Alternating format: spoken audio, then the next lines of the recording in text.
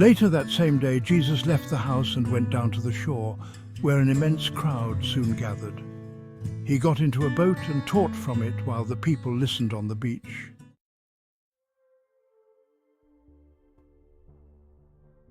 He used many illustrations, such as this one in his sermon. A farmer was sowing grain in his fields. As he scattered the seed across the ground, some fell beside a path, and the birds came and ate it, and some fell on rocky soil where there was little depth of earth. The plants sprang up quickly enough in the shallow soil, but the hot sun soon scorched them, and they withered and died, for they had so little root. Other seeds fell among thorns, and the thorns choked out the tender blades. But some fell on good soil and produced a crop that was 30, 60, and even 100 times as much as he had planted. If you have ears, listen.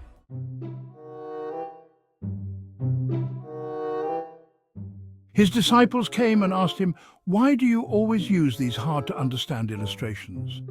Then he explained to them that only they were permitted to understand about the kingdom of heaven, and others were not.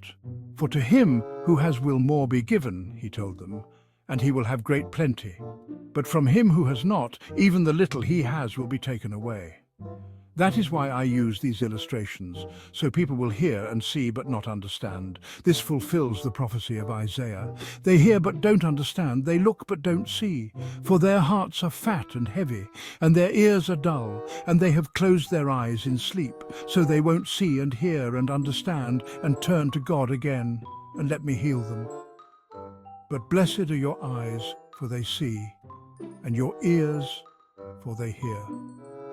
Many a prophet and godly man has longed to see what you have seen and hear what you have heard, but couldn't.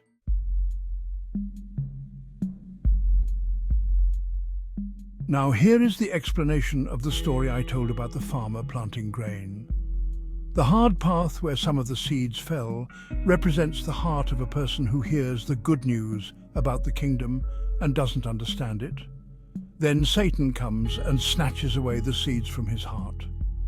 The shallow, rocky soil represents the heart of a man who hears the message and receives it with real joy. But he doesn't have much depth in his life, and the seeds don't root very deeply. And after a while, when trouble comes or persecution begins because of his beliefs, his enthusiasm fades and he drops out. The ground covered with thistles represents a man who hears the message, but the cares of this life and his longing for money choke out God's word, and he does less and less for God. The good ground represents the heart of a man who listens to the message and understands it, and goes out and brings 30, 60, or even 100 others into the kingdom.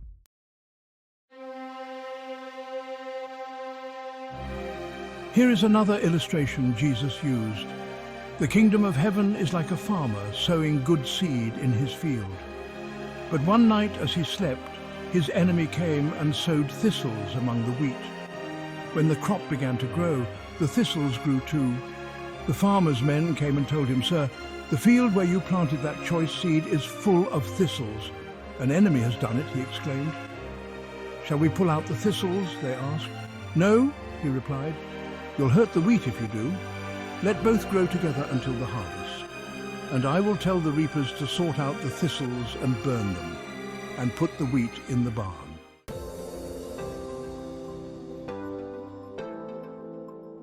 Here is another of his illustrations. The kingdom of heaven is like a tiny mustard seed planted in a field. It is the smallest of all seeds, but becomes the largest of plants, and grows into a tree where birds can come and find shelter.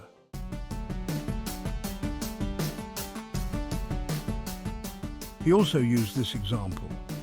The kingdom of heaven can be compared to a woman making bread. She takes a measure of flour and mixes in the yeast until it permeates every part of the dough.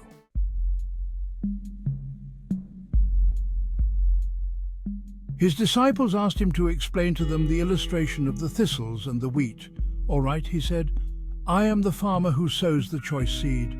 The field is the world, and the seed represents the people of the kingdom. The thistles are the people belonging to Satan. The enemy who sowed the thistles among the wheat is the devil. The harvest is the end of the world, and the reapers are the angels. Just as in this story, the thistles are separated and burned, so shall it be at the end of the world. I will send my angels, and they will separate out of the kingdom every temptation and all who are evil, and throw them into the furnace and burn them. There shall be weeping and gnashing of teeth. Then the godly shall shine as the sun in their Father's kingdom. Let those with ears listen.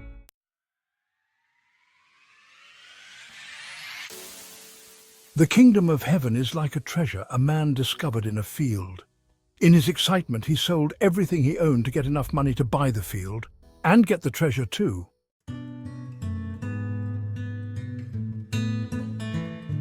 Again, the kingdom of heaven is like a pearl merchant on the lookout for choice pearls.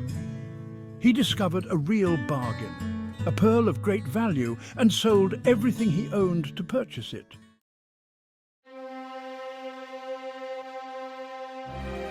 Again, the kingdom of heaven can be illustrated by a fisherman. He casts a net into the water and gathers in fish of every kind, valuable and worthless.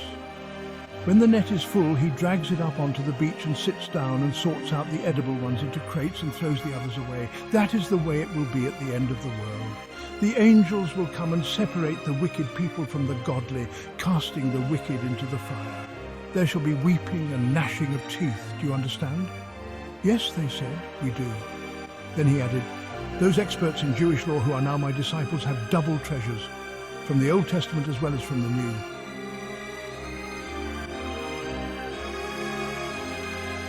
When Jesus had finished giving these illustrations, he returned to his hometown, Nazareth in Galilee, and taught there in the synagogue, and astonished everyone with his wisdom and his miracles. How is this possible? The people exclaimed. He's just a carpenter's son, and we know Mary, his mother, and his brothers, James, Joseph, Simon, and Judas. And his sisters, they all live here. How can he be so great? And they became angry with him. Then Jesus told them, a prophet is honored everywhere except in his own country and among his own people. And so he did only a few great miracles there because of their unbelief.